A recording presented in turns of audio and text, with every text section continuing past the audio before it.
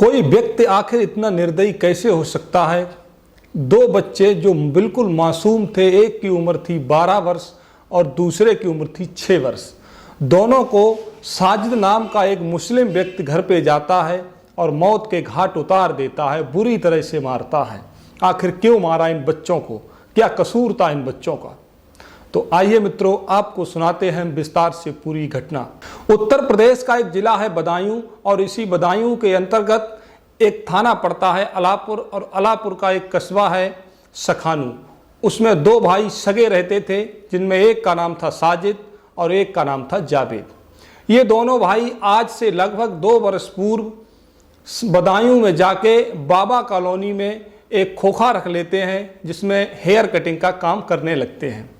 2 साल से ये लगातार वहाँ पे काम करते रहते हैं और उनके सामने ही एक विनोद ठाकुर जो कि ठेकेदार हैं, उनका घर था। 3 मंजिल घर बना हुआ है और वहाँ से इनका आना जाना पहले से लगा रहता था, क्योंकि ये पड़ोसी थे। इनके बच्चे इनके यहाँ बाल कटवाने जाते थे, तो ये लोग जो है विनोद सिंह के घर वाले इन दोनों के साथ मित्रवत व्यवहार करते थे और दोनों बच्चे जो थे वो इन दोनों से भाई का रिश्ता रखते थे, साजिद और जावेद से। भैया भैया कह के इनको बुलाते थे, क्योंकि बच्चे तो वैसे भी मन के सच्चे होते हैं। अभी पिछले मंगलवार की एक घटना जो घटित हुई है, दिल दहलाने वाली घटना, बच्चों को जिस निर्ममता से इन दोनों ने मारा, जिसमें एक जो था गेट पे खड़ा रहता है। उस दिन ऐसा हुआ कि साजिद जो है मार्केट जाता है और वहाँ से जो कसाई बकरे को काटते हैं वो वाला हथियार लेके आए हैं। उस चाकू बोलते हैं या छुरी बोलते हैं, हमें नहीं मालूम है। वो लेके आता है और दुकान पे अपनी रख लेता है। एक व्यक्ति जो उस समय उन पे शेविंग करवा रहा था, उससे जब पूछा गया तो वो बताता है कि उस दिन साजिद रो रहा था। आखिर क्यों रो रहा था ये तो नहीं बताया जा सकता है, लेकिन 4 बजे के लगभग ये दुकान बंद कर देता है और करीब 6 बजे विनोद ठाकुर के घर पे जाता है और उनसे कहता है कि मेरी बीवी बहुत बीमार है, परेशान है और वो अस्पताल में भर्ती है, उसके बच्चा होने वाला है। मुझे 5000 रुपयों की सख्त ज़रूरत है, कृपया मुझे 5000 रुपये दे दो। तो विनोद सिंह के जो घर वाले थे, उसकी पत्नी और माँ दोनों भले हैं, उन दोनों ने इसको 5000 रुपये दे दिए। इसके बाद ये ऊपर तीसरी मंजिल पर चला जाता है, जहाँ पे बच्चे खेल रहे होते हैं। उनमें से ये एक बच्चे से कहता है कि जाओ पानी ले आओ, प्यास लगी है। तो विनोद सिंह की माँ कहती हैं कि तुम्हारे लिए चाय बना देती हूँ। तो ये कहते हैं ठीक है, चाय बना दो, मैं तब तक ऊपर जाता हूँ, आराम कर लेता हूँ, आज हमारी कुछ तबीयत ठीक नहीं है। और इसका जो सगा भाई था जावेद, वो गेट पे बाहर ही खड़ा रहता है। अब वो गेट पे क्यों बाहर खड़ा रहा ये तो नहीं बताया जा सकता है।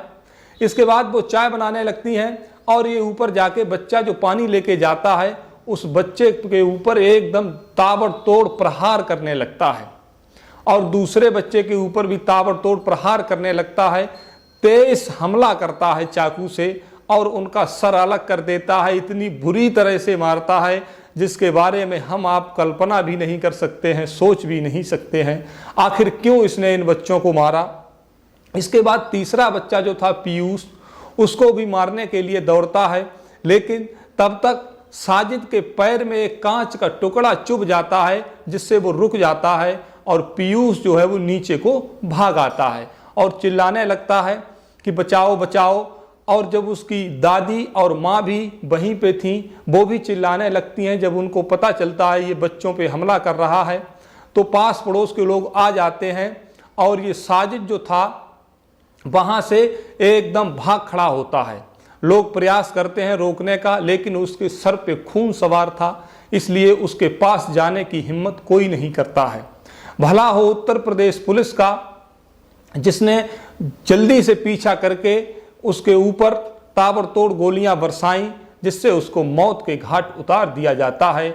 लेकिन ये राज अभी भी राज ही बना हुआ है कि आखिर इन छोटे बच्चों का दोष क्या था। और दूसरा जो इसका सगा भाई था, वो वहाँ से भाग जाता है दिल्ली की ओर। दिल्ली से लौट के आता है बरेली हाजिर होने के इरादे से। 3 युवक थे जिनसे वीडियो बनवाता है और वीडियो वायरल करता है। वहाँ जाके इसको पुलिस पकड़ लेती है।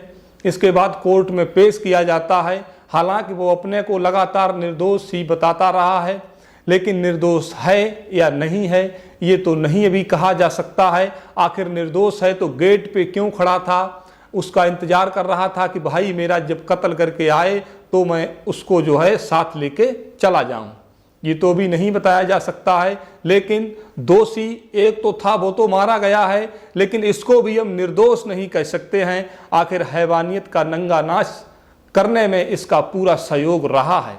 अगर सहयोग नहीं होता तो ये अपने भाई के साथ आखिर क्यों गया था, इसको साथ नहीं जाना चाहिए था।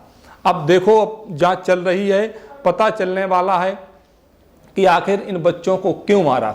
उधर इसकी जब बीवी से पूछताछ की जाती है तो उसकी बीवी स्पष्ट रूप से कहती है कि मैं गर्भवती नहीं हूँ, ना मुझे 5,000 रुपयों की ज़रूरत थी, ना मैं अस्पताल में भर्ती थी। तो इससे स्पष्ट होता है कि उसने 5,000 रुपये का सिर्फ बहाना लिया घर में घुसने के लिए, बच्चों का कत्ल करने के लिए। उधर साजिद की जब माँ से पूछा जाता है कि तुम्हें अपने बेटे का मरने का अफसोस है या नहीं है, तो साजिद की माँ कहती है कि मुझे अपने बेटे के मरने का कोई गम नहीं है, लेकिन जिन 2 बच्चों की निर्मम तरीके से हत्या की गई है, हम छोटे छोटे बच्चे जिनके बारे में हम कल्पना भी नहीं कर सकते हैं, वो काम एक मुस्लिम युवक ने किया। तो मुझे उन बच्चों के मरने का जरूर दुख है, लेकिन मुझे अपने बेटे का जरा भी अफसोस नहीं है। उसने जैसा किया वैसा उसे फल मिला। और बदायूं में चप्पे चप्पे पे पुलिस लगी हुई है। जो क्षेत्र है बाबा कॉलोनी, वहाँ पे ज़्यादा संख्या में पुलिस बल अभी भी तैनात है कि कहीं कोई दूसरी अनहोनी ना घट जाए। और जो लड़के वाले हैं जिनके बच्चे मारे गए, विनोद ठाकुर का परिवार बहुत ही दुख में है। उसकी मां कह रही है कि इस केस की स्पष्ट रूप से जांच की जाए और जो दूसरा उसका भाई है उसकी किसी भी बयान को न माना जाए और उसको भी मौत के घाट उतारा जाए, तब मेरे मन को शांति मिलेगी। आखिर हो भी क्यों नहीं, एक माँ जिसके सामने ही 2 बच्चों को मौत के घाट उतार दिया जाता है, एक मुस्लिम युवक इतना निर्दयी कैसे हो सकता है। ये तो बहुत ही बड़ा उसने जघन्य अपराध किया। हालांकि उसे इसकी सज़ा मिली, लेकिन उसे इससे बढ़कर के भी सज़ा होनी चाहिए थी जो उसे नहीं मिल पाई। मित्रों, मेरा आपसे यही कहना है, हमारे पास पड़ोस में भी कई लोग सिरफिरे टाइप के रहते हैं, उन लोगों से होशियार रहने की ज़रूरत है।